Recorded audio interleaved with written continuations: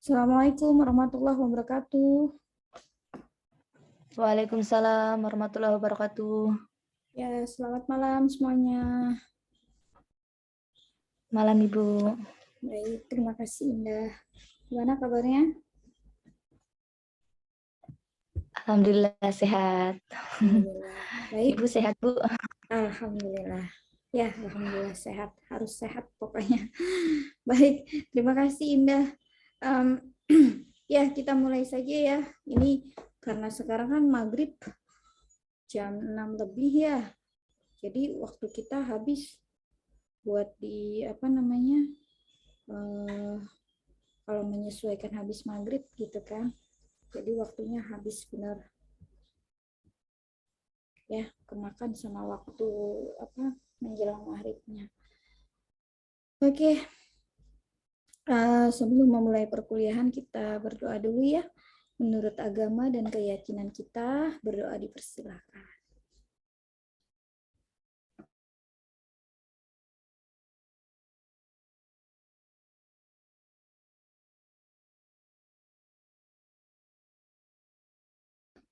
Selesai. Oke, tidak berlama lagi, materi sudah selesai semua ya kita bahas. Terus malam hari ini kita akan membahas sebuah studi kasus ya, kita memahami konsep dari pengisian SPT PPH badan ya. Tadi saya udah share di grup ya teman-teman, silakan di-download untuk studi kasusnya ya, studi kasusnya. Terus kemudian nanti kita mulai bahas ya. Mohon izin share dulu ya. Soalnya, oke sebentar.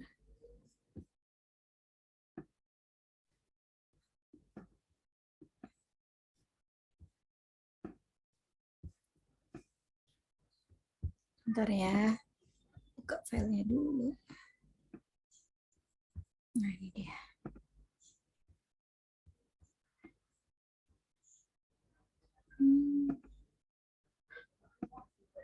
Oke. Nah, kurang lebih seperti ini ya soalnya ya. Nah, jadi ini adalah data keuangan PT Malabar ya, yang beramat di Jalan Pasar Minggu ya, nomor 1 Jakarta Selatan. Oke, yang mana PT Malabar adalah wajib pajak ya, memiliki NPWP 01234 sekian-sekian, dan memiliki kegiatan usaha toko onderdil, alat berat, dan suku cadang kapal, serta usaha pelayaran lokal. Oke, jadi ini ada dua jenis penghasilan, ya enggak? Nanti dari kegiatan usaha toko udah jelas nih, ada penghasilan yang tidak bersifat final, ya enggak? Dan yang kedua adalah usaha pelayaran lokal. Nah, usaha pelayaran lokal ini adalah PPH final. Oke, ya. Nah, dalam tahun 2020 memperoleh transaksi sebagai berikut. Oke, teman-teman bisa lihat di sini. Ini ada usaha pelayaran lokal ya. Terus kemudian di dalam usaha pelayaran lokal ini atau dalam negeri ya, ada penerimaan jasa angkutan laut ya, terus penerimaan charter kapal dari Pelni. Nah, jadi jumlah penerimaan brutonya adalah 3 miliar. Nah, terus kemudian di samping itu ada biaya-biaya ya, seperti penyusutan kapal, biaya operasional kapal, terus biaya administrasi dan perizinan. Oke. Maka jumlah biayanya adalah 2.450 juta. Sehingga untuk usaha pelayaran lokal ini ya memiliki laba neto sebesar 550 juta. Oke. Nah, yang berikutnya adalah ya usaha toko suku cadang gitu ya. Yang mana omsetnya atau penjualannya ya itu 5 miliar ya. Nah, berarti nanti perlakuannya adalah mendapatkan fasilitasnya enggak? Karena perlakuan PPh terutangnya yang pasal 31 huruf E ya Undang-Undang PPh. Karena omset atau peredaran brutonya selama setahun adalah 5 miliar ya, di atas 4,8 miliar. Oke ya. Nah, terus yang berikutnya ada HPP ya, atau harga pokok barang dijual ya di sini, sehingga menghasilkan laba kotor 2 miliar 900 juta rupiah. Nah, kemudian ada biaya-biaya yang dikeluarkan ya, yang dibayarkan itu jumlahnya adalah 862 juta, sehingga laba neto komersial usaha toko dagangnya adalah 2 miliar 38 juta. Oke, nanti untuk laporan keuangan usaha toko suku cadang ini kita lakukan rekonsiliasi fiskal, karena usaha toko suku cadang ini adalah penghasilan yang tidak bersifat final. Seperti itu ya. Nah, kalau pelayaran kan udah jelas, dia masuk ke dalam PPh pasal 15 atau PPh yang bersifat final gitu. Oke. Nah, kemudian di dalam transaksinya ya, itu nanti ada yang perlu kita lakukan koreksi fiskal ya, atau koreksi yuridis fiskal. Oke, ini ada pembelian suku cadang ya, kemudian ada biaya pegawai dan staf, ada bunga bank, dan biaya pemeliharaan toko. Nah, selain itu ya, selain dari keterangan yang di atas tadi ya, atau penghasilan yang diterima oleh si PT Malabar ini, ada penghasilan dan biaya lainnya ya, atau di luar dari usahanya. Itu seperti penjualan tanah kosong ya, penerimaan uang sewa tanah kosong, terus kemudian menerima bonus atau jasa keagenan, dan menerima bunga jasa giro.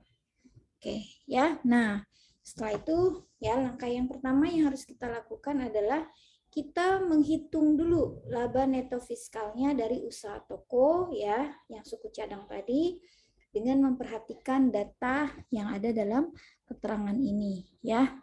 Oke.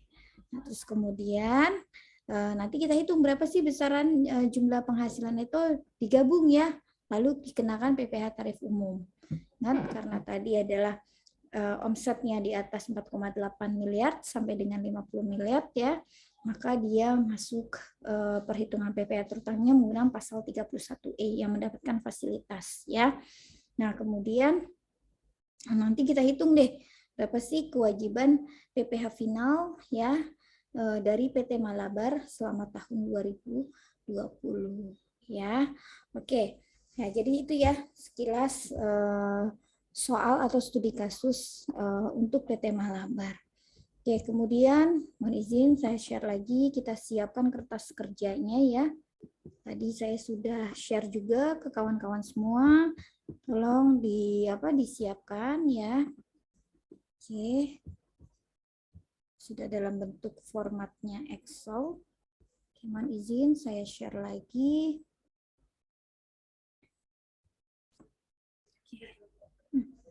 Salah, maaf.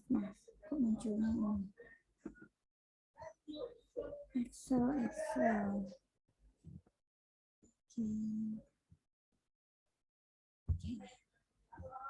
Oke. Sudah muncul di layar teman-teman semua? Ibu Sudah, Bu. Ya. Oke. Cukup nggak nih 140% ininya, tampilannya, screen-nya? Jelas ya? Kelihatan kan? Oke. Nah, kelihatan. Baik, terima kasih. Nah, jadi seperti ini. Rekonsiliasi fiskalnya. Ya.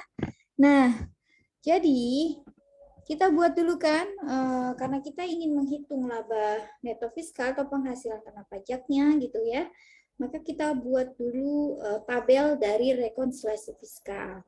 Ya, nanti kita lakukan koreksi yuridis fiskal, baik koreksi positif maupun koreksi negatif. Oke, kita susun ke dalam kertas kerjanya ya. Oke, nah jadi ada penjualan. Ini yang tadi di dalam studi kasus adalah laporan laba rugi komersial atau secara akuntansinya, maksudnya gitu ya. Nah, kita sudah tahu tadi gambaran berapa sih laba usaha komersialnya gitu kan. Mulai dari penjualan dikurangin harga pokok penjualan, ketemu laba kotor ya, laba kotornya menjadi 5 miliar ya. Nah, terus kemudian Sebentar deh. Sepertinya ada yang salah. Oke. Ya, ini seharusnya dikurangi yang ini. Oke. Ya kan? Nah, jadi 2,9 ya. Nah, oke, good.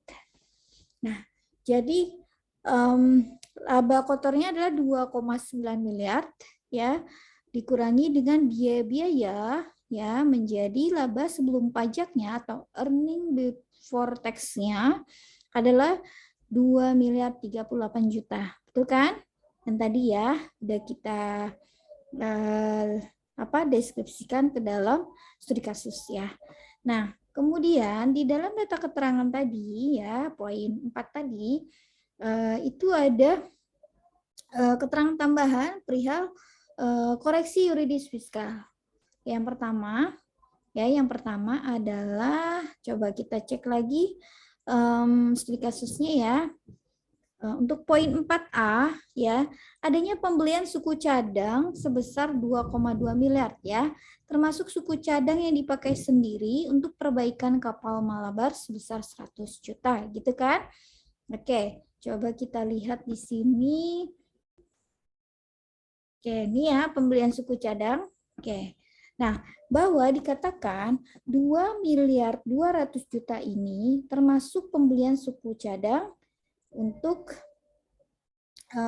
usaha pelayaran. Nah, kan itu dipakai untuk perbaikan sendiri ya, pemakaian sendiri. Nah, karena itu digunakan untuk pemakaian pribadi ya, maka secara fiskal itu tidak boleh dibebankan ya, tidak boleh dibebankan, sehingga kita lakukan sebuah koreksi ya, koreksi sebesar 100 juta ya, 100 juta, maka laba rugi fiskalnya sudah pasti menjadi 2 miliar 100 juta ya. Jadi 2,2 miliar dikurangi dengan 100 juta. Oke, ini saya beri keterangan bahwa yang 100 jutanya adalah dipakai untuk perbaikan sendiri, kapal sendiri ya. Maka kita perlu lakukan koreksi fiskal. Oke, ya. Sampai sini paham ya? Bisa diikuti ya? Gimana? Bisa, Bu. Oke, baik. Saya lanjutkan ya. Kita cek lagi ke poin 4B. Poin 4B ada apa di situ? Nah, dikatakan bahwa biaya pegawai dan staf adalah 280 juta gitu ya. Termasuk gaji para ABK kapal sebesar 120 juta. Oke, kita cek lagi di sini. Biaya gaji dan pegawai. Oke, awalnya kan 280 juta. Nah, kemudian dikatakan bahwa 120 jutanya adalah gaji untuk ABK. Nah, ingat, karena ini adalah laporan keuangan untuk usaha toko suku cadang, maka pengeluaran atau biaya-biaya yang tidak ada hubungannya dengan kegiatan usaha toko suku cadang tersebut itu kita koreksi fiskal ya. Nah, jadi yang 120 juta untuk gaji ABK itu kita koreksi ya, sehingga laba rugi fiskal untuk gaji pegawai dan stafnya menjadi 160 juta. Begitu kawan-kawan. Oke, sampai sini paham? Bisa Paham. diikuti? Oke, baik. Terima kasih ya. Jadi udah jelas ya bahwa 120 jutanya adalah gaji ABK. Ingat, karena ini untuk toko. Ya, laporan keuangan toko suku cadang tadi kan, sehingga harus kita koreksi. Ya. Oke. Baik, saya lanjutkan ya ke poin 4C. Kita lihat lagi ada apa di sana keterangannya. Ada bunga bank. Oke, kita lihat bunga bank sebesar 300 juta. Oke. Nah, di sini dikatakan bahwa bunga yang dibayar kepada Bank Mandiri itu adalah 15% dikali 2 miliar. Oke. Jadi menghasilkan 300 juta, betul kan? Nah, 2 miliar itu adalah dana pinjaman. yang digunakan untuk menambah likuiditas dan operasional baik toko suku cadang maupun operasional kapal Malabar. Oke. Nah, jadi ya maksudnya begini. Dana pinjaman tersebut 2 miliar ya. Itu digunakan untuk 2 jenis usahanya. Ya, seperti yang tadi ada, karena si Malabar ini kan, PT Malabar ini kan punya 2 jenis usaha ya enggak? Ada pelayaran dalam negeri tadi sama toko suku cadang. Oke. Nah, jadi 2 miliar itu kita anggap dibagi 2 ya. Gitu. Nah, atas bunga pinjaman tersebut ya dikenakan bunga ya sebesar 15%. Nah, jadi 300 jutanya itu ditanggung bersama. Maksudnya ditanggung oleh kedua jenis usaha tersebut. Nah, makanya kita lihat di sini. Ya. Kita lihat ya 300 jutanya. Nah, jadi karena tadi omset dari ya, kita koreksi bunga ya. Omset dari usaha toko suku cadangnya adalah 5 miliar. Ya kan? Ya kan? Nah, terus omset dari usaha pelayaran adalah 3 miliar. Betul kan? Nah, jadi ini adalah omset ya. Tokonya ya, yang ini usaha pelayaran. Jadi begini maksudnya. Ya, jadi 5 miliar kita bagi 8. Kan 5 ditambah 3 kan jadi 8. Ya. Lalu kita kalikan. Karena tadi suku bunganya ya atau bunga pinjamannya adalah 300 juta. Ya, maka untuk usaha toko adalah 187.500.000.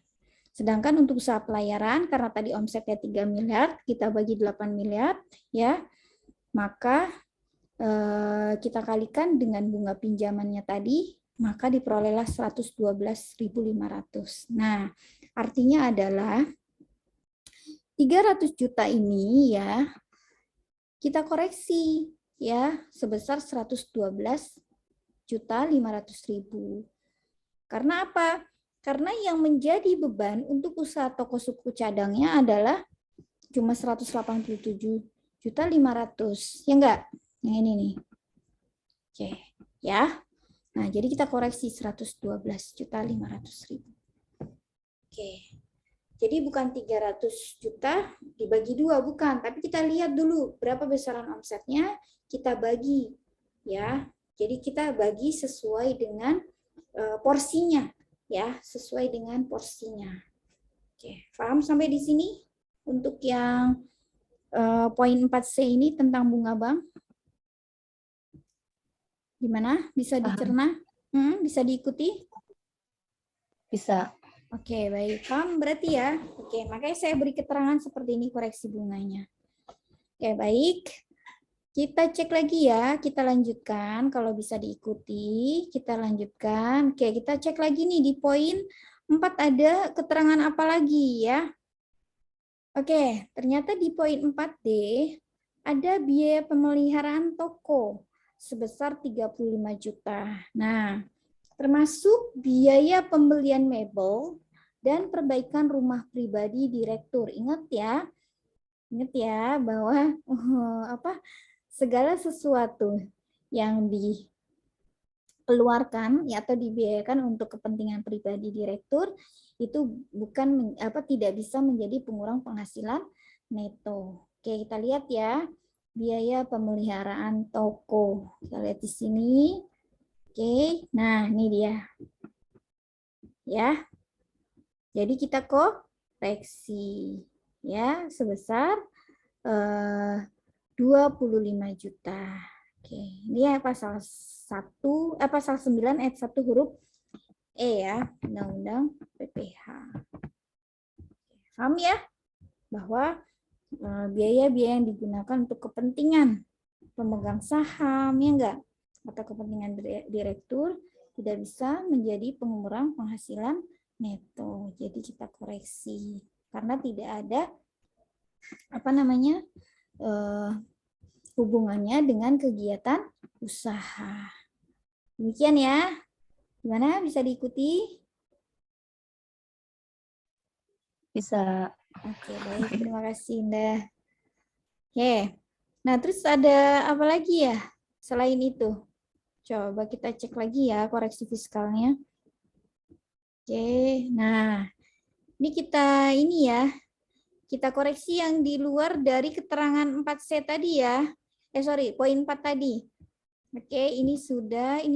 Nah, sekarang penyusutan mobil sedan direktur. Nah, ini dikoreksi hanya 50% saja yang diakui secara fiskal. Nanti teman-teman bisa lihat di pasal 11 Undang-Undang PPH ya. Dia mengatakan bahwa kendaraan yang dibawa pulang atau digunakan untuk kepentingan direksi karyawan hanya diakui sebesar 50% saja. Maka kita koreksi ya menjadi Rp12.500.000. Oke. Nah, terus pemeliharaan mobil pick up sudah jelas ya. Ini karena ada hubungannya dengan kegiatan usaha. Pemeliharaan mobil sedan direktur. Nah, ini pun sama seperti dengan poin 5 ya. Dikatakan bahwa pengeluaran ya yang dibiayakan untuk direktur, karyawan dan sebagainya itu adalah hanya diperkenankan 50% saja. Jadi kita koreksi 3 juta. Oke, pemeliharaan toko tadi sudah ya. PBB toko ini ada hubungan dengan kegiatan usaha ya, jadi tidak perlu kita koreksi. Nah, ini sembako karyawan. Ingat ya, natura atau kenikmatan gitu kan. Diatur di dalam pasal 9 ayat 1 huruf E ya. Jadi segala sesuatu bentuk kenikmatan atau natura ya yang diberikan kepada karyawan atau seluruh pegawainya adalah merupakan bukan biaya ya, tidak boleh menjadi pengurang penghasilan bruto. Oke, kita lihat lagi nomor 11 listrik, telepon dan air ini adalah berhubungan dengan kegiatan usaha ya. Oke, jadi tidak perlu kita koreksi. Berikutnya adalah sumbangan bangunan masjid. Nah, ini kita koreksi. Ya, ingat ya, sumbangan itu yang boleh menjadi beban atau diperkenankan menjadi pengurangan penghasilan neto adalah sumbangan yang sifatnya resmi ya, seperti bencana alam nasional gitu kan, dan lain sebagainya ya, atau yang disahkan oleh Menteri Keuangan. Oke, makanya ini kita koreksi karena tidak ada dalam hubungannya dengan kegiatan usaha tersebut. Koreksi sebesar 10 juta ya. Oke, nah yang poin 13 ini berbeda karena zakat kepada Bazis. Ingat ya, ini Bazis ini adalah salah satu lembaga yang memang disahkan oleh Kementerian Keuangan. Jadi zakat yang dibayarkan dengan ke lembaga resmi ya, itu boleh menjadi pengurang penghasilan bruto. Makanya di sini tidak kita koreksi. Oke? Nah, baik, saya lanjutkan lagi ya. Nah, poin 14 adalah THT, tunjangan hari tua ya, dan bonus karyawan. Ingat, ini adalah boleh menjadi biaya pengurang dari penghasilan bruto. Oke, jadi tidak perlu kita koreksi. Dan yang terakhir, ini adalah nomor 15 ya, pemeliharaan dan penyusutan villa 30 juta, ingat. Ini adalah dalam bentuk natura atau kenikmatan. Jadi kita koreksi fiskal ya. Diatur di dalam pasal 9 ayat 1 huruf E Undang-Undang PPH. Oke. Nah, sudah selesai nih kita koreksi fiskal ya. Lalu kita hitung nih besaran dari jumlah koreksi fiskalnya. Nah, nanti terlihat dengan jelas bahwa ya ada laba sebelum pajaknya. Oke, kita cek di sini ya. Sudah betul ya, 5 miliar penjualan tidak ada koreksi ya. Terus kemudian persediaan awal juga tidak ada koreksi, pembelian suku cadang menjadi 2.100.000.000, maka jumlah barang yang tersedia adalah 2.500.000.000. Oke. Persediaan akhir ya tidak ada koreksi dan harga pokok suku cadang menjadi 2 miliar sehingga laba kotornya adalah 3 miliar. Oke, baik. Kemudian ya gaji pegawai staf menjadi 160 juta, bunga bank menjadi 187.500.000, penyusutan toko 40 juta, penyusutan mobil pick up 30 juta, penyusutan mobil sedan direktur, ingat karena tadi dikoreksi 50% menjadi 12.500.000. Kemudian ada pemeliharaan mobil pick up ya 12 juta, pemeliharaan mobil sedan direktur ya 50%, berarti 3 juta. Terus pemeliharaan toko menjadi 10 juta, PBB toko tetap 1 juta, sembako karyawan kita koreksi penuh ya, yaitu adalah 20 juta menjadi 0 ya di laba rugi fiskalnya. Listrik dan telepon 12 juta, sumbangan bangunan masjid juga menjadi 0 karena bukan sebagai biaya pengurang penghasilan bruto. Kemudian zakat kepada bazis ya, dan THT bonus karyawan tidak kita koreksi ya, maka tetap jumlahnya. Dan pemeliharaan penyusutan villa kita koreksi penuh ya, sehingga secara laba rugi fiskal menjadi 0. Oke, nah akhirnya ketahuan deh nih jumlahnya. Jumlah biaya ya dalam laba rugi fiskalnya adalah 529 juta, sehingga laba sebelum pajaknya menjadi, coba kita kurangkan ya, 3 miliar laba kotornya, kurangkan dengan 529 juta, oke, menjadi 2.471 juta. Oke, gini ya. Oke, baik. Sampai sini kita udah ketemu nih laba sebelum pajaknya dari usaha suku cadang.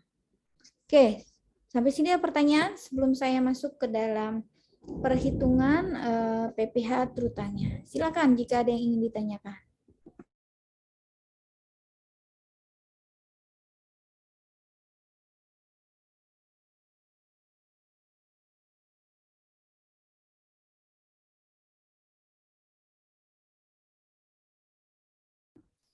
Gimana? Cukup dimengerti? Bisa dipahami, diikuti? Bisa, Ibu. Oke, baik. Ya. Oke, kalau seperti itu Ibu lanjutkan dulu ya. Nah, sekarang kita hitung deh. Berapa sih sebenarnya penghasilan neto keseluruhan ya? Penghasilan neto keseluruhan, karena ingat ya, menghitung PPH terutang ya atau PPH akhir tahun itu adalah penggabungan penghasilan ya selama 1 tahun pajak. Oke. Jadi selain dari usaha yang dilakukan oleh wajib pajak, kan ada penghasilan-penghasilan di luar dari usahanya. Nah, penghasilan-penghasilan tersebut kita gabungkan gitu. Ingat, penghasilannya di sini adalah penghasilan yang tidak bersifat final ya. Kalau final kan dia PPH-nya sudah dipotong langsung ya, dibayarkan seperti itu. Jadi tidak boleh tidak boleh digabungkan penghasilannya, atau PPH yang dipotong dipungutnya adalah tidak bisa dikreditkan pada pajak akhir tahun seperti itu. Ya, kita lihat di sini bahwa laba neto ya dari usaha suku cadangnya ya itu ada 2.471 juta. Ya, ini kita pindahkan saja, kita turunkan. Nah, tadi di dalam studi kasus ya, coba kita cek lagi ya, bahwa di poin 5 itu ya, ada penjualan tanah kosong ya di Jalan Enggano. Nah, itu dijual ya senilai 600 juta. Nah, sementara tanah itu awalnya adalah dibeli tahun 2018 dengan harga 450 juta. Wajar ya kalau misalkan dulu belinya adalah 450 juta, terus saat ini dijual 600 juta, wajar. Ingat, tanah itu kan tidak bisa disusutkan, tapi dia memiliki nilai jual semakin lama semakin meningkat, ya enggak? Jadi saat ini kita beli segitu, misalkan tadi 2018 belinya 450 juta, tahun 2020 dijual, belum tentu kan harganya 450 juta. Tapi karena tanah kan terus mengalami peningkatan ya, itu salah satunya tidak bisa disusutkan karena harganya tuh nggak pasti mengikuti perkembangan zaman seperti itu.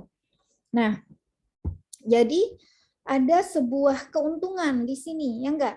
Nah, sementara pada saat itu dilakukan jual beli ya, ada ongkos-ongkos atau biaya-biaya yang harus dibayar ke notaris oleh si PT Malabar ini. Itu ya. Nah, maka ya ada sebuah tambahan penghasilan, yaitu dari laba penjualan tanah atau laba dari luar usaha ya, si PT Malabar ini. Oke, sehingga laba penjualan tanahnya menjadi 141 juta.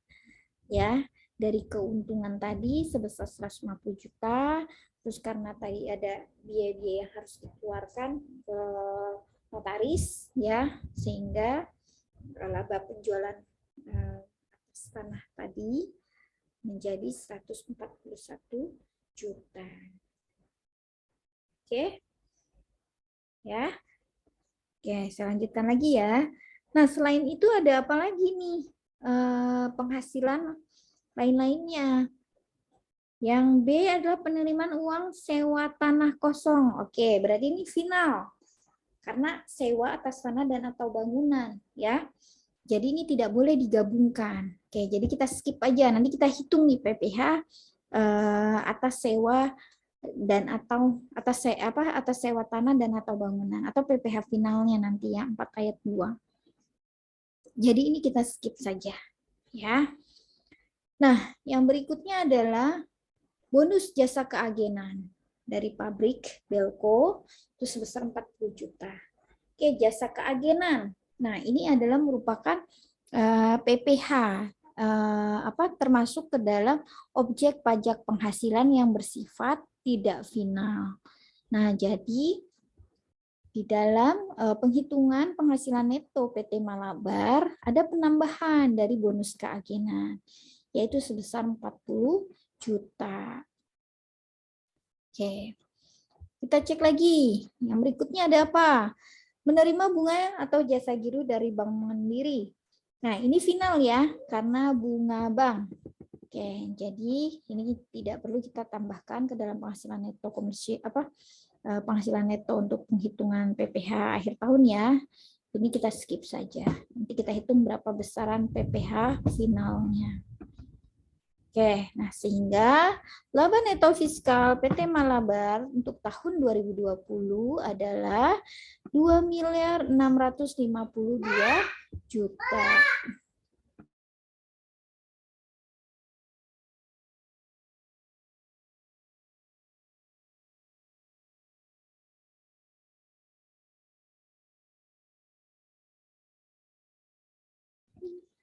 Nah, jadi gitu ya. Nah, setelah kita tahu besaran laba neto fiskalnya atau penghasilan kena pajaknya, ya ini saya beri keterangan penghasilan kena pajak ya. Nah, baru kita hitung deh besaran PPh terutangnya. Oke, berapa nih PPh terutangnya? Oke, ingat ini karena untuk tahun 2020. Ya, benar nggak sih tahun 2020? Oke, benar. Berarti nanti tahun 2020 udah COVID kan ya. Nah, kita pakai tarif penurunan tarif PPh badan yaitu 22% ya. Saya udah benar belum ngitungnya? Oh, udah benar nih. Udah pakai yang 22% ya. Oke. Ingat tadi yang saya bilang karena omset dalam omset atau peredaran bruto selama 1 tahun ya di atas 4,8 miliar sampai dengan 50 miliar, maka PT Malabar diperkenankan menghitung PPh terutangnya menggunakan pasal 31 huruf E atau penghitungan penghasilan kena pajak mendapatkan fasilitas. Ya enggak? Sebesar 50%. Oke. Nah, ini memang spesial untuk yang pasal 31E ini ya, karena kan adanya fasilitas yang mendapatkan fasilitas sebesar 50%. Jadi kita menghitungnya 2 kali, yaitu yang pertama, kita menghitung penghasilan kena pajak yang mendapatkan fasilitas dulu, ya, yaitu 4,8 miliar dibagi dengan total omset ya selama 1 tahun atau peredaran bruto selama 1 tahun dikalikan dengan penghasilan kena pajak. Begitu kan rumusnya, baru dikalikan dengan tarif. Oke. Nah, jadi di sini karena omsetnya adalah 5 miliar, terus kemudian tadi penghasilan kena pajaknya adalah 2 miliar 650 juta, maka menghasilkan 2 miliar 545 juta 920 ribu. Nah, ini kita hitung dari 4,8 miliar, kita bagi dengan 5 miliar, lalu kita kalikan dengan 2 miliar 652 juta. Oke? Nah, kita udah ketemu nih penghasilan kena pajak yang mendapatkan fasilitas. Ini namanya penghasilan kena pajak yang mendapatkan fasilitas ya. Oke, nah baru kita kalikan dengan tarif. Ingat, tarifnya karena tahun 2020 lagi masa pandemi ya, yang mana pemerintah mengeluarkan sebuah Perpu ya, nomor 11 itu ya tahun 2020 atau PMK ya. Nah, ini adanya penurunan tarif PPh badan yang awalnya 25% menjadi 22%. Nah, kita kalikan tarif 50% karena ini mendapatkan fasilitas ya. Sehingga untuk PPh terutang yang mendapatkan fasilitasnya adalah 280.051.200 rupiah. Gitu kan? Nah, step yang kedua ya, kita menghitung besaran penghasilan kena pajak yang tidak mendapatkan fasilitas. Coba kita lihat. Nah, rumusnya gimana? Rumusnya adalah penghasilan kena pajak ya yang mendapatkan penghasilan kena pajak ini belum saya edit ya. Penghasilan kena pajaknya adalah 2 miliar 652 juta ya, dikurangkan dengan penghasilan kena pajak yang mendapatkan fasilitas, yaitu 2 miliar 545.920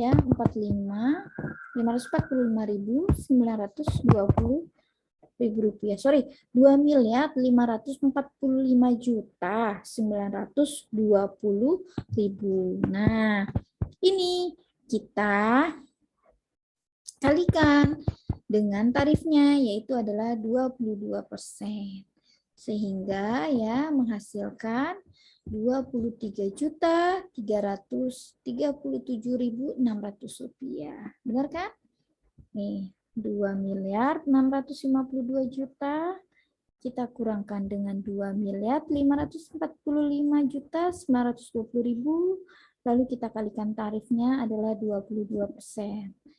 Ya, sehingga jumlah PPh terutang untuk tahun 2020 ya PT Malabar adalah 303 juta 388.800 rupiah.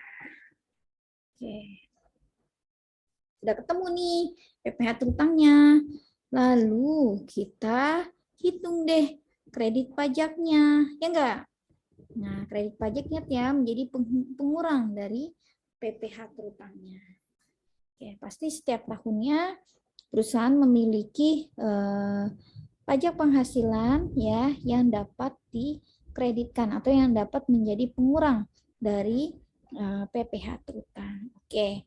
Di dalam kasus PT Malabar ini ya bahwa ya pertama ada PPh pasal 23 ya, karena bonus keagenan untuk wajib pajak badan ya itu diatur di dalam pasal 23 ya, PPh pasal 23 ya, atau jasa keagenan tadi ya, tarifnya adalah 2%.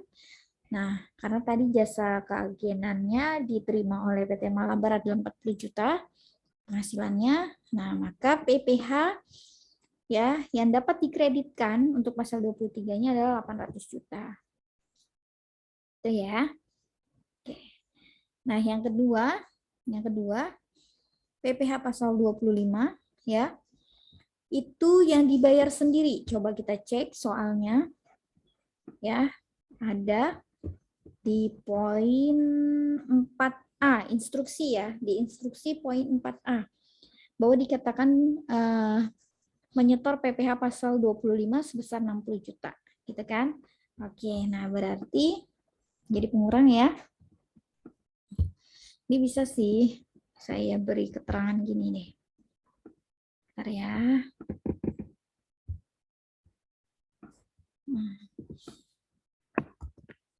Pajak yang dibayar sendiri, gitu kan?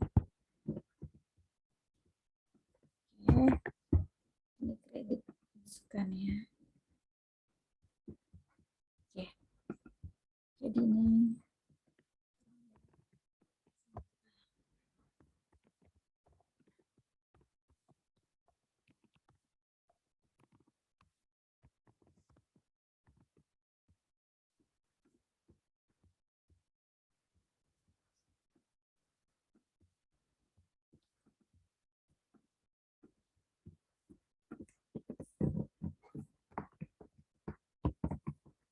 misalkan di sini ada PPh kan pasal 22 nggak ada kan, kita kosongkan.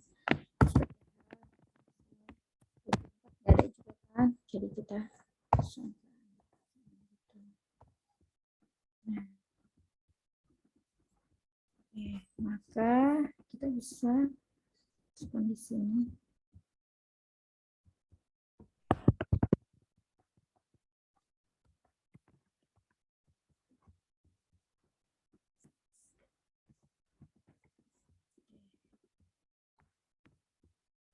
Itu ya. Nah, terus PPh yang dibayar sendiri. Kan tadi ada PPh pasal 25 ya. Pasal 25.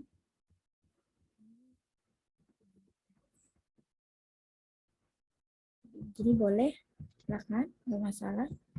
PPh 25 itu ada di dalam studi kasusnya ya, bahwa selama tahun 2020 PT Malabar membayar PPh yang dibayar sendiri atau PPh pasal 25 adalah 60 juta.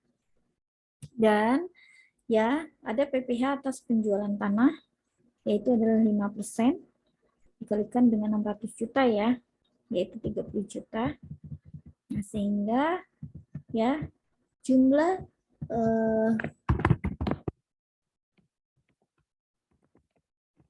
pajak yang dibayar sendiri adalah 90 juta. Nah, kita bisa lihat ya bahwa PPh terutang lebih besar dari kredit pajak di sini ya, maka disebut sebagai PPh pasal 29 atau kurang bayar. Gitu kan? Oke, ini kurang bayar ya, jadi disebut sebagai PPh pasal 29. Oke? Sampai sini paham? Sudah selesai nih kita menghitung pajak atau PPh terutang untuk tahun 2020 ya dari si PT Malabar, yaitu sebesar 213 juta ya, 338.800 rupiah. Oke, sampai sini ada pertanyaan? Silakan. Ada yang mau ditanyain?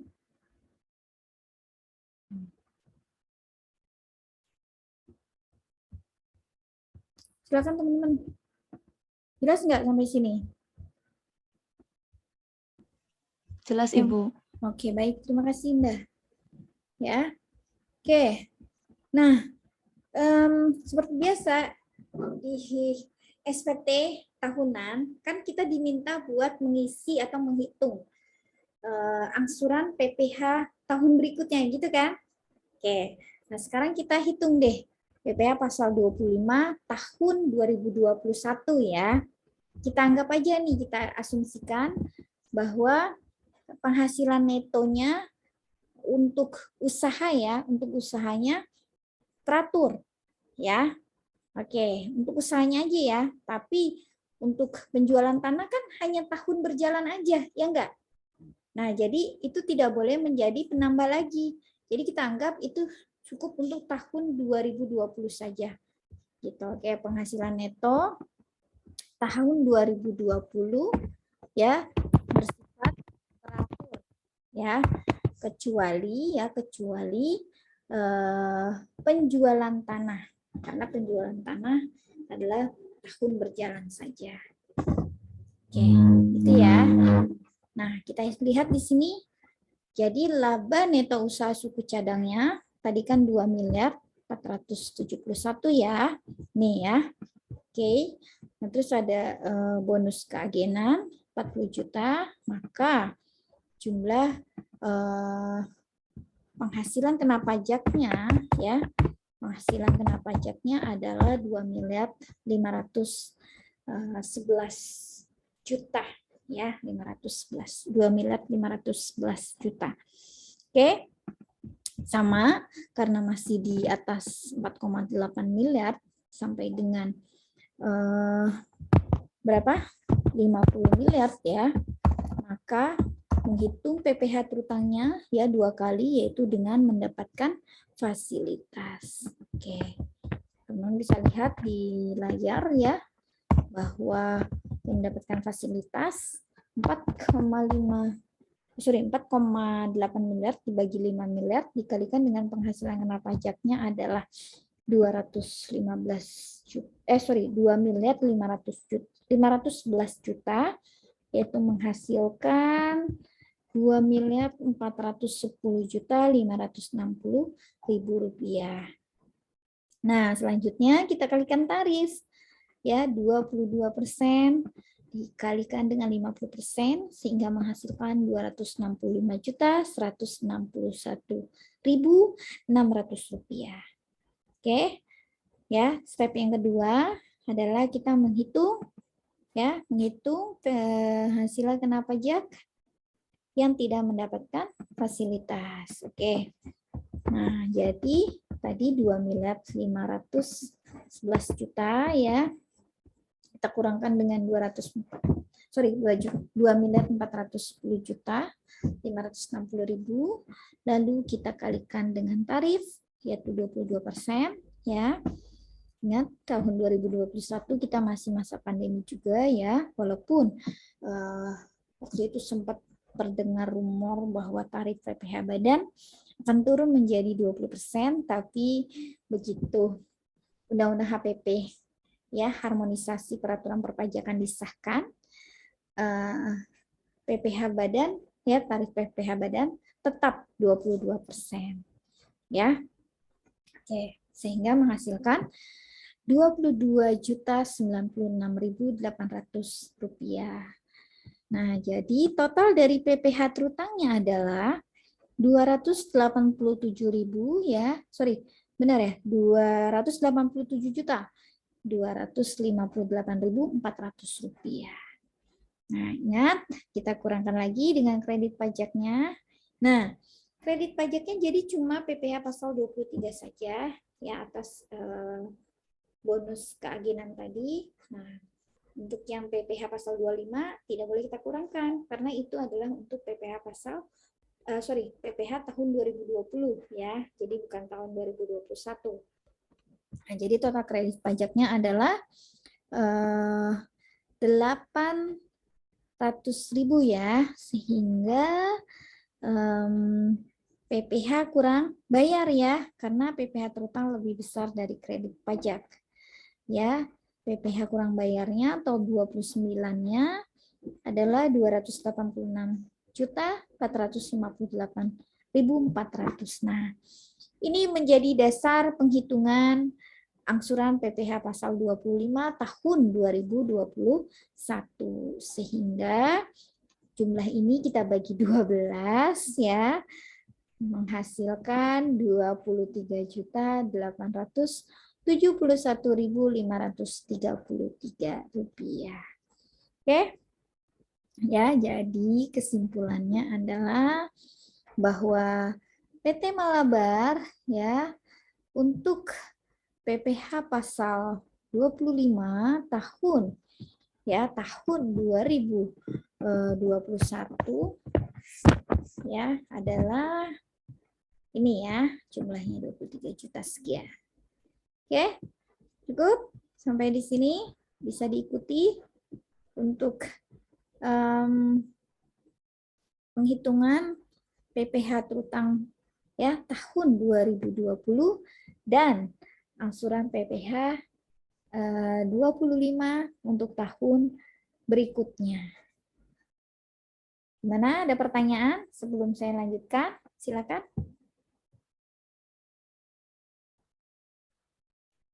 Ada pertanyaan? Gimana kawan-kawan? Belum, Ibu. Baik, alhamdulillah berarti masih bisa diikuti ya. Nah, selanjutnya karena tadi diperintahkan ya, instruksinya adalah kita menghitung besaran PPh finalnya, ya enggak? Oke, kita hitung nih sekarang besaran PPh finalnya. Oke. Yang pertama ada usaha pelayaran ya. Itu PPh pasal 15 ya. Tarifnya adalah 1,2% karena ini usaha pelayaran dalam negeri ya, jadi dikenakan tarifnya hanya 1,2% dikalikan dengan tadi omsetnya 3 miliar ya, menghasilkan 36 juta. Oke, yang kedua ada sewa tanah ya, itu 60 juta, tarifnya adalah 10%, jadi sama dengan 6 juta. Oke, dan yang terakhir adalah bunga deposito ya senilai 6 juta dengan tarif 20% ya menghasilkan 1.200.000 rupiah. Maka jumlah PPh final ya adalah 43.200.000 rupiah. Oke, selesai penjelasan studi kasus dari PT Malabar. Atas perhitungan ini kita interpretasikan ke dalam SPT tahunan ya PPh badan atau formulir 1771 ya, kita masukkan sesuai dengan data yang ada. Oke. Gimana kawan-kawan? Ada pertanyaan untuk ini? Oke. Sebelumnya udah pernah mengisi SPT tahunan untuk PPh badan belum? Belum, Bu. Belum? Oke. Baik. Apa-apa ya. Saya udah berikan nih, kita misinya manual aja ya, walaupun saat ini memang kan sudah secara elektronik ya, melalui laman DJP online, ya enggak? Ya di e-form ya. Nanti tinggal dibuka aja. Nah, tapi kita kerjakan secara manual dulu ya. Kita harus tahu karena kalau manualnya kita nggak tahu, mungkin kalau by system kan enak, kita input udah secara otomatis menghitung sendiri ya enggak? Jumlahnya gitu kan, udah terintegrasi lah bahasanya seperti itu. Tapi kalau secara manual kita harus teliti benar-benar ya, seperti biasa mengisi SPT kan dari halaman terakhir dulu gitu. Dari halaman terakhir kita isi di sini. Ya lampiran 6. Jangan lupa tahun pajak ini ya sesuai dengan tahun studi kasusnya ya, yang diminta tahun berapa pengisian SPT-nya. Terus data wajib pajak seperti misalkan NPWP, nama wajib pajak, terus periode pembukuan. Ingat periode pembukuannya itu dari Januari sampai dengan Desember tahun berjalan atau tahun pajaknya ya. Nah, terus bagian A untuk lampiran 6 ini adalah daftar penyertaan modal untuk perusahaan afiliasi. Jadi kalau ada datanya diisi, namanya, alamatnya, NPWP, terus berapa rupiah nih penyertaan modalnya. Gitu ya. Oke. Nah, bagian B itu adalah daftar utang dari pemegang saham dan atau perusahaan afiliasi. Oke. Kalau punya utang ya, silakan dicantumkan. Namanya siapa, NPWP-nya berapa, terus jumlah pinjamannya berapa, setahun berapa pinjamnya, gitu. Terus kalau ada bunganya per tahun berapa persen, ya. Masukkan di sini, ya. Nah, bagian C adalah daftar piutang. Oke. Bagian B utang, bagian C adalah daftar piutang. Nah, daftar piutang di sini ya kepada pemegang saham ya atau perusahaan afiliasi, masukkan namanya, NPWP-nya, berapa jumlah ya, jumlah pinjamannya, tahunnya, kalau ada bunga cantumkan. Oke. Nah, ini adalah lampiran 6 yang berisikan daftar penyertaan modal pada perusahaan afiliasi, terus daftar utang dari pemegang saham dan atau perusahaan afiliasi, dan daftar piutang kepada pemegang saham dan atau perusahaan afiliasi. Itu ya. Nah, selanjutnya adalah lampiran 5. Nah, lampiran 5 ini adalah daftar pemegang saham, pemilik modal, dan jumlah dividen yang dibagikan, serta daftar susunan pengurus dan komisaris. Ya, ini nanti kita masukkan aja. Pemegang sahamnya siapa? Misalkan Tuan Aldi. Dia sahamnya 60%, ya. Terus kemudian ada Tuan Aldo, ya.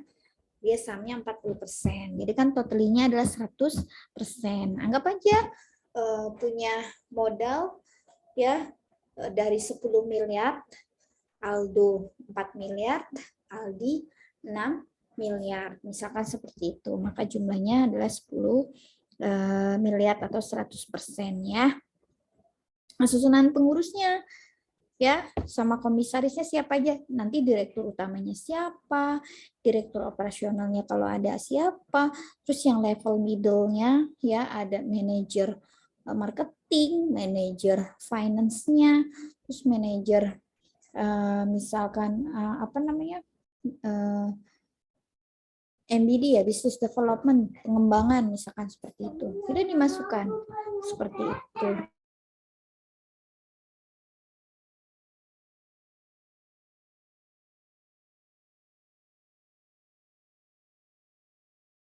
Oke, ya, jadi begitu. Jadi dimasukkan untuk susunan atau struktur organisasi ya.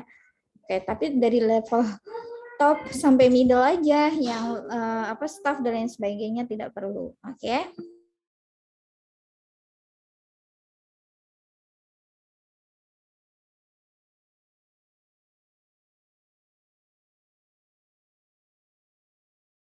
Oke, selanjutnya lampiran 4. Nah, lampiran 4 ini kita isi nanti ya. Di lampiran 4 ini ada PPh final dan penghasilan yang tidak termasuk objek pajak. Oke. Ingat ya, setiap lampiran atau setiap form itu pasti ada tahun pajak, ada identitas dari wajib pajak. Nah, jadi teman-teman nanti diisi ya. Diisi sesuai dengan data wajib pajaknya dan tahun pajaknya ya, harus diisi seperti itu. Oke, nah bagian A ini ada PPh final. Tadi kita udah hitung ya, ada 3. Yang pertama adalah dari usaha pelayaran tadi 1,2% ya kan. Nih ada di poin 11 ya. Oke, maaf saya lupa diperbesar ini. Ya, poin 11. Terus kemudian ada bunga deposito ya 6 juta, tarifnya 20%, dan ada pengalihan atau sewa ya, tadi sewa atas tanah ya 10%. Oke. Jadi jumlahnya adalah Rp43.200.000. Oke. Nah, terus ada penghasilan yang tidak termasuk objek enggak gitu. Kalau ada, masukkan di sini. Nah, karena di dalam kasus tidak ada, maka kita kosongkan saja. Oke. Nah, sehingga lampiran 4 cukup itu saja. Penghasilan yang bersifat final dan penghasilan yang tidak termasuk objek pajak. Oke. Nah, sedangkan kalau ini sudah, kita lanjut ke lampiran 3. Nah, lampiran 3 ini kredit pajak dalam negeri. Nah, ingat ya, tadi kredit pajak khusus untuk PP Badan, itu ada PPh pasal 22, PPh pasal 23, 24, ya kan? Seperti ini ya. Karena tadi cuma ada satu ya, dari jasa keagenan, ya, PT Belco, ya, 40 juta, yang dipotong adalah 800 ya, ini. Oke. Nah, lanjut ke lampiran 2. Ingat headingnya jangan lupa ya, identitas ini dan tahun pajaknya diisi sesuai dengan data wajib pajak. Nah, lampiran kedua ini adalah perincian dari harga pokok penjualan, biaya usaha lainnya dan biaya dari luar usaha, tapi yang komersial. Ya, ingat yang secara akuntansi kita masukkan di sini. Nah, tadi pembelian barang dagangan suku cadang 2,2 miliar, ya kan ini udah ada rumusnya. Terus gaji bonus 336 juta ya. Biaya transportasi tidak ada. Biaya penyusutan amortisasi kita gabungkan tadi ada ya menjadi 125 juta nih sudah saya berikan ya. Terus kemudian ya biaya sewa tidak ada. Terus biaya bunga pinjaman ada tadi ya secara komersial. Terus biaya sehubungan dengan jasa tidak ada, biaya piutang tak tertagih juga tidak ada, royalti dan pemasaran promosi juga tidak ada. Nah, kemudian sisanya kita masukkan ke dalam sebentar. Kita masukkan ke dalam biaya lainnya. Ya. Nah, jadi sisanya adalah 101 juta. Nah, ini udah saya terterakan. Nanti teman-teman tinggal cek aja ya. Sekaligus nanti koreksi jika ada kesalahan saya dalam menghitung gitu atau memasukkan. Nah, lalu ada persediaan awal dan persediaan akhir. Oke. Jadi ini semuanya kita summary, kita total saja. Summary. Ya. Nah, ini adalah lampiran 2. Oke. Selanjutnya ke lampiran 1. Lampiran 1. Nah, ini perhitungan penghasilan neto fiskal. Ya, jadi teman-teman tinggal pindahkan saja tadi yang sudah kita susun di dalam tabel rekonsiliasi fiskal. Masukkan saja nih peredaran usahanya 5 miliar, terus HPP-nya 2,1 miliar, ya kan? Ya usahanya kita kurangkan ya. Tadi ya jumlahnya 860 juta, sehingga penghasilan neto dari usahanya 2 miliar 38 juta. Betul kan? Sama kan sama yang tadi. Ini tinggal kita pindahkan saja. Penghasilan dari luar usaha, ya, biaya dari luar usaha, penghasilan neto ya dikurang sehingga jumlah 1D ditambah 1G menjadi 5 miliar 285 juta ya. Kita pindahkan karena penghasilan neto komersial dari luar negeri tidak ada ya transaksinya. Oke. Nah, penghasilan yang dikenakan PPh final bukan objek ya. Itu jumlahnya adalah 3 miliar 66 juta. Nah, kemudian ada penyesuaian fiskal positif yang tadi kita sudah hitung di dalam rekonsiliasi fiskal ya. Oke, kita masukkan saja sesuai dengan penyesuaian fiskal positifnya ya. Oke, nah ini udah kita jumlahkan. Tadi jumlahnya adalah 330 juta untuk yang positif, negatifnya adalah 100. Nah, jadi penghasilan neto fiskalnya adalah 2 miliar 652 juta. Baru deh kita masuk ke induknya. Induknya ini juga pemindahan dari lampiran-lampiran sebelumnya. Oke, cukup saya rasa ya, teman-teman. Nih tinggal nanti diisi aja datanya. Ya, data teleponnya jika ada, KLU dan lain sebagainya. Ya, ini penggunaan tarif 31E tadi ya, kita sudah hitung juga. Ya, oke, tinggal nanti dimasukkan. Oh, ini sebentar deh. Tadi PPH terutangnya berapa ya? 303 ya. Oke, berarti ini belum diedit. Bentar. Ini masih 344 ya. Nah, ini nanti coba teman-teman nanti perbaiki ya. Ini jadi 303. Oke, ini kan benar 800. Oh, sebentar. Benar nggak sih ini PPH terutangnya? Kreditnya 90. Jadi 212 ya. 213. Oke. Bentar. Nanti tinggal di ini deh. Untuk yang induknya nanti coba dicek lagi ya. Ini sepertinya Ibu tadi belum belum benar nih. Coba. Nah, ini dikurang ini 9. Ini 212. Coba nanti ya dicek lagi ya. Benar nggak sih? Iya, Bu. Ya.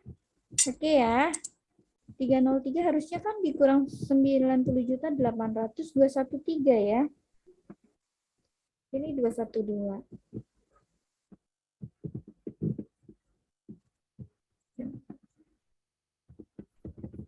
Ya, nanti coba dicek lagi. Ibu salah di mana nih? Kan udah benar. Ini dikurang ini. Oke, nanti coba dicek lagi. Kalau misalkan ada kekeliruan ya, bisa nanti tolong diperbaiki. Ya, 303 388 800. Oh, I see. Ini ternyata belum dikurangi sama yang ini. Maaf. Ya, benar. 212.568. Ingat ya, PPH kurang bayar ya. Jadi anggap aja perusahaannya melaporkan 25 Maret 2021. Nah, lampiran 2 yang estimasi tadi ya. Oke, kita anggap segini. Ya, 43.200. Benar nggak nih? Ini tadi jadi berapa ya? Coba kita lihat lagi perhitungannya sebentar ya. Ini ya, 286.458.400. Oke.